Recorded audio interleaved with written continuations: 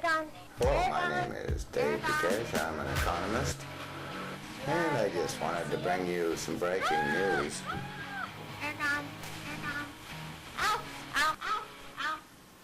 New Zealand's drought, it's the worst in decades, over 30 years, is an unparalleled example of the superstorm coming. Countdown to economic collapse. Although New Zealand may seem on the other side of the world, it's just the same as it is here in America. Now the fire zones and the parchment of the lands are becoming intolerable. Whole ecosystems are in danger of destruction, and fallow water holes are now drying up with years of animals who can no longer sustain themselves. The daily temperatures in the United States have been rising as well. Since the Great Depression, we've not had a greater drought in the United States as we do currently. And 1936 precipitation, you can see the belt, the midland and the beltway of our food supply is almost entirely scorched red. It's a collapse, a crumbling of our food supplies. In addition, Greenland is having unprecedented ice sheet loss. The same is going on in New Zealand. So New Zealand is the harbinger for the rest of the world.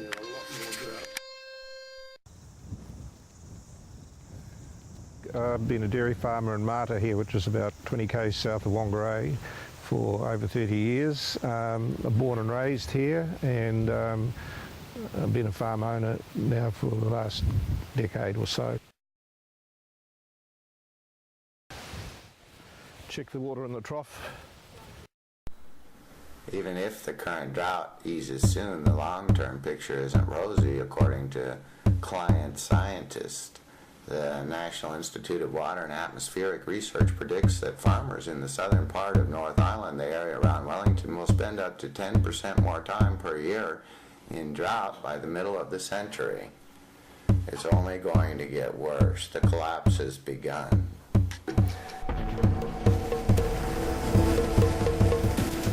Countdown to economic collapse.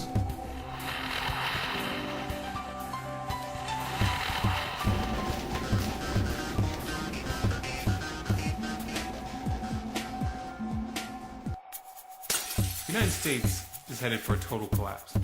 New Zealand has been declared a drought zone, and Auckland on Thursday issued an outdoor fire ban. That's going to have a deleterious effect on recreation and camping. Of course, the Wellington City Council said urgent action had to be taken to ensure that homes and businesses have sufficient water. Water levels in our local rivers, the source of our water supply, are extremely low and dropping, the council said in a statement. North Island drought worst in history. This is the North Island of New Zealand.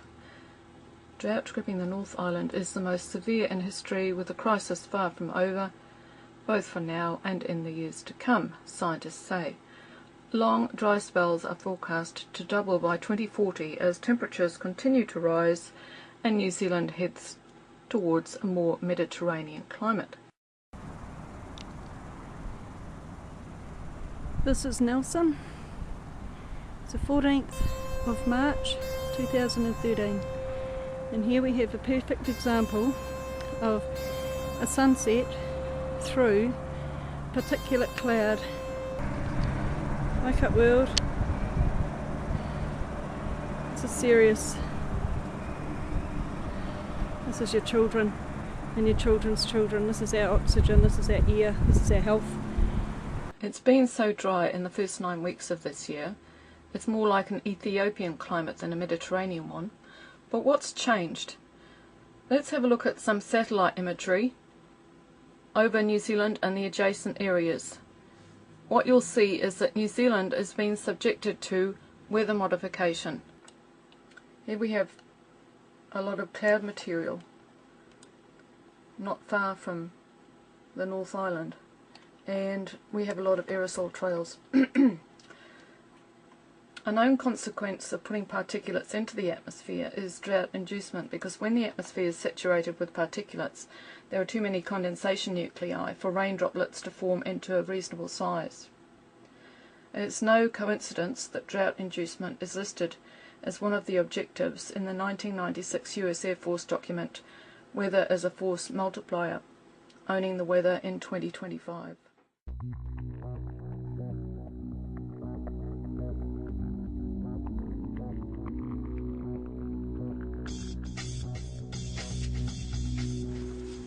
Right, here's another satellite image on Weather Wars.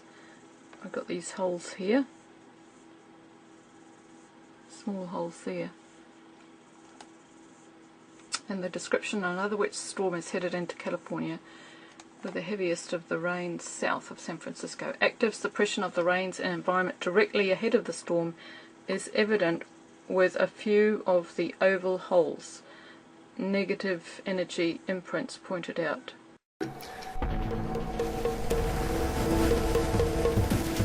Countdown to economic collapse.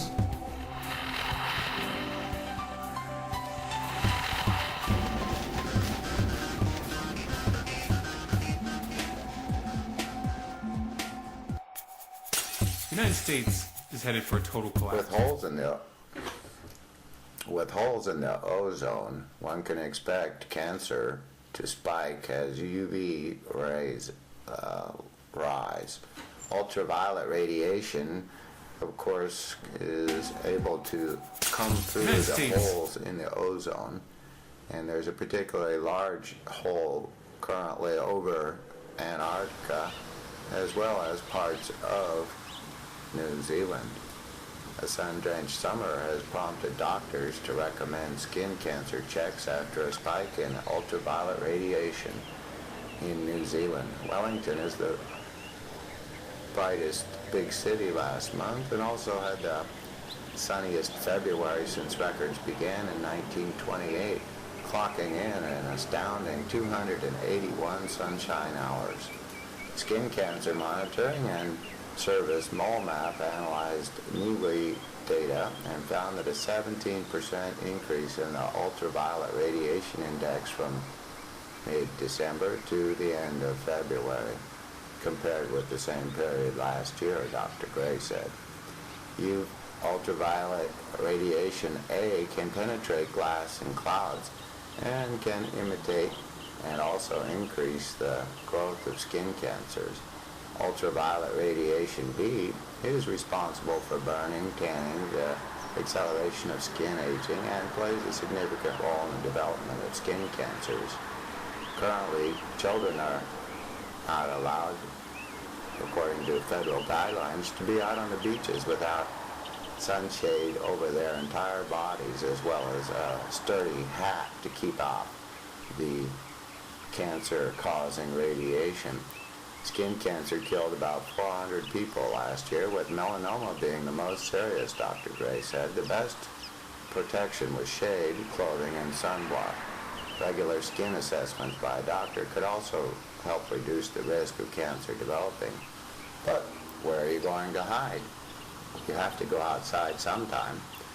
And with increasingly large holes and rips in the ozone layer, is going to be becoming more and more of a serious health concern. Currently, the highest temperature was recorded at 34.6 centigrade, recorded in Alexandria on February 1st.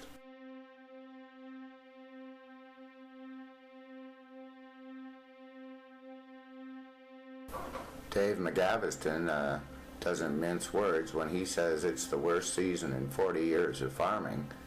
He's just returned from a meeting with the bank and is expected to be $200,000 below budget on his sheep farming. Day after day of baking temperatures as high as 35 degrees Celsius since November has sucked out of the ground what little rain has fallen and left his property barren and unable to support his stock.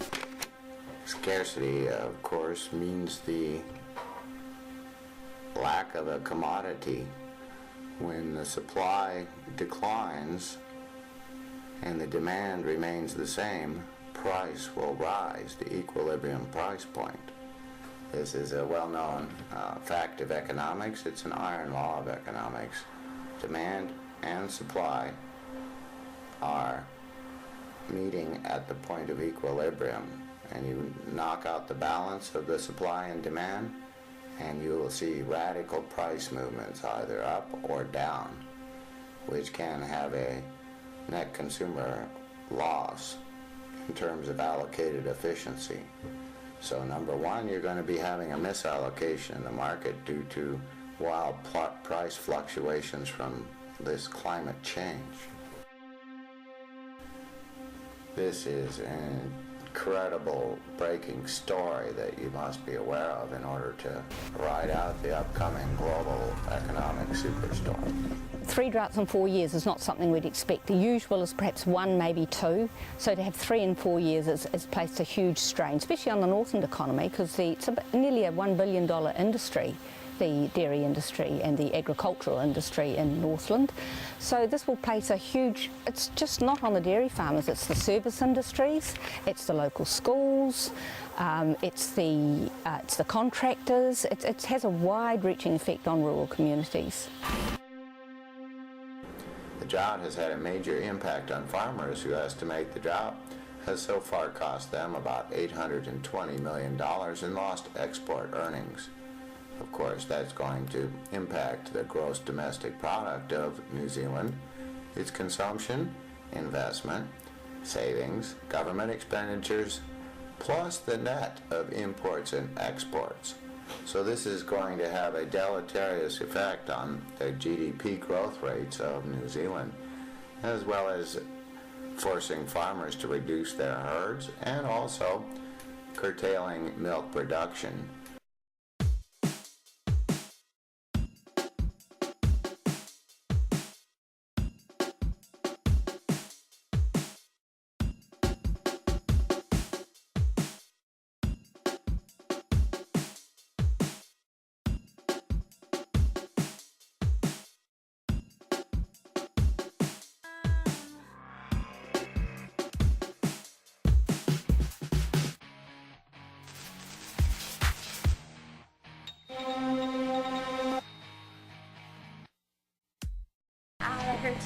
Arragon. Oh, I'm sorry, did I hit you? Arragon. Arragon, follow my finger. Follow my finger. Look. Look. Follow my finger. Oh, Arragon. Say bye. Ah! Gasp on your knees. Arragon. Search for your freedom. Just don't stop now. Don't stop now. Don't stop now.